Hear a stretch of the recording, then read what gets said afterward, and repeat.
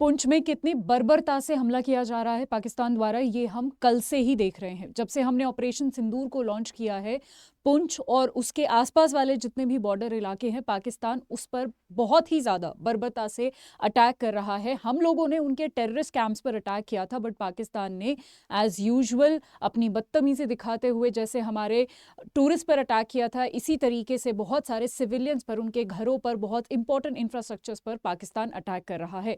आज के सेशन में हम देखेंगे मैप के थ्रू कि कहां कहां पर अटैक हुए हैं, और एक सबसे इंपॉर्टेंट सवाल जो आज मैं यहां पर उठाने वाली हूं, और एक चीज जो आपको बताने वाली हूं, शायद ये आपने नहीं सुना होगा, हम एक जगह के बारे में बताने वाले हैं जहां से पाकिस्तान ये सारे अटैक्स कर रहा है।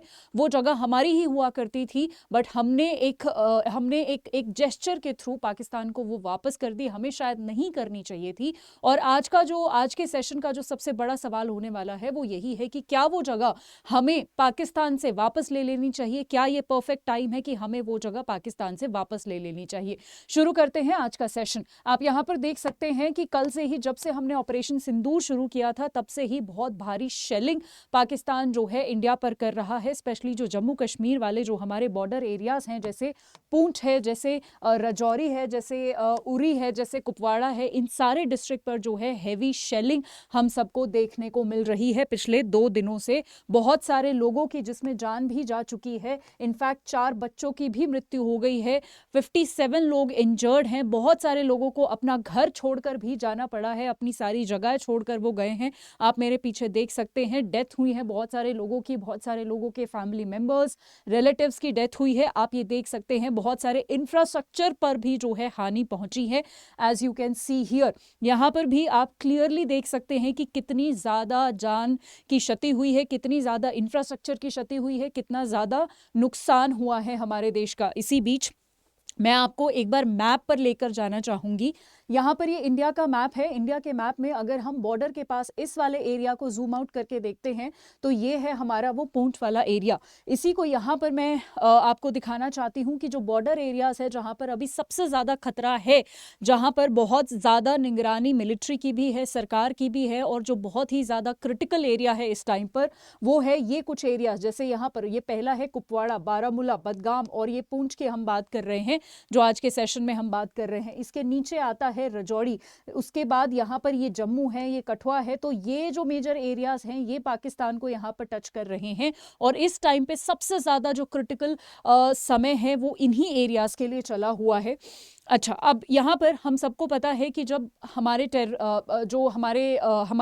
टूरिस्ट पर जो अटैक हुआ था, टेररिस्ट ने जो अटैक किया था, वो हिंदूज पर किया था। अभी यहाँ पर बहुत सारी खबर आ रही है कि सिख, हिंदूज, इन सबको जो है वहाँ पर मारा जा रहा है। बहुत सारे लोगों को मुआवजा देने की भी बात करी है सरकार ने।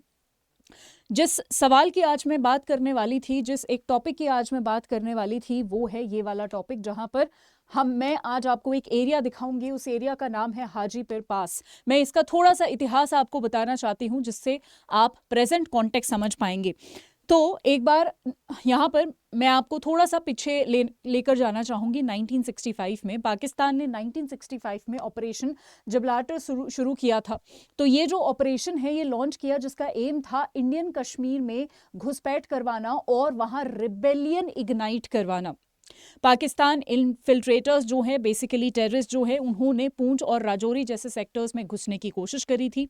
इंडियन आर्मी ने इसको काउंटर अटैक किया और एक बहुत ही बोल्ड ऑपरेशन में हाजीपुर पास कैप्चर कर लिया। यानी ये जो पास है ये हमारा था, हमने इसको कैप्चर कर लिया था। पर फिर ऐसा क्या हुआ कि ये सारी चीजें उल्टी हो गई। ये ऑपरेशन जो है बहुत बहादुरी से लड़ा गया था, और ये पास जो है हमारा हो चुका था। मैं 1965 की बात कर रही हूं, बट इसको हमने वापस कर दिया।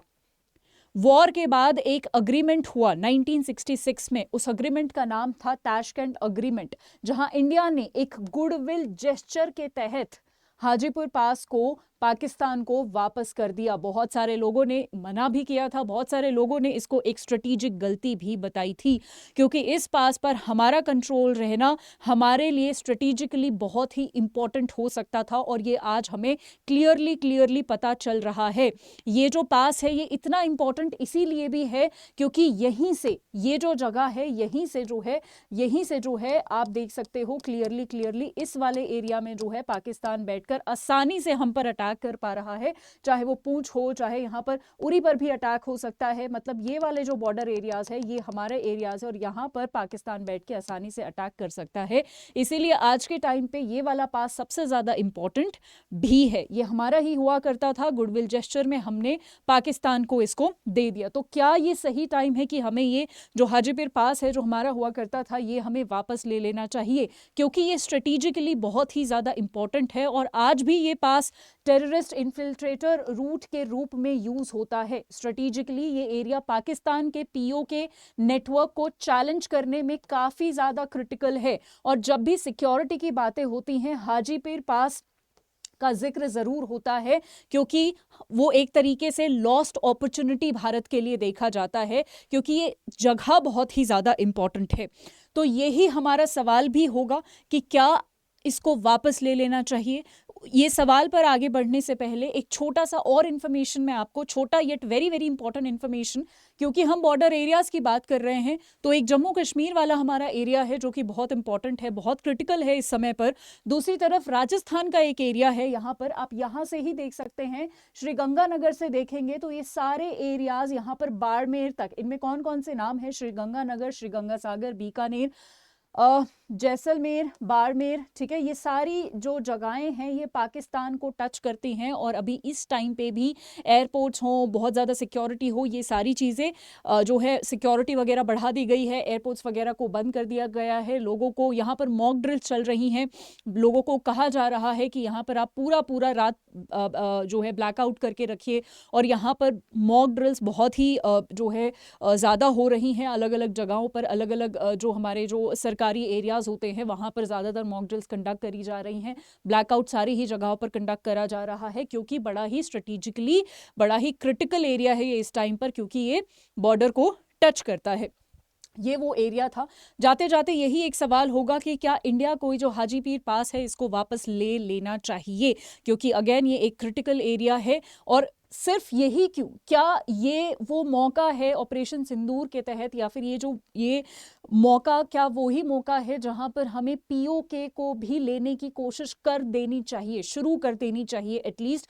हो सकता है कि पीओके ऑफ कोर्स अगर हम एक ही बार में, तो ऑफ कोर्स लेना बहुत ही ज़्यादा मुश्किल भी है और एक बार में हम उम्मीद भी नहीं कर सकते हैं, बट क्या हम अपनी टेरिटरी को थोड़ा इस टाइम पे और एक्सपैंड कर सकते हैं?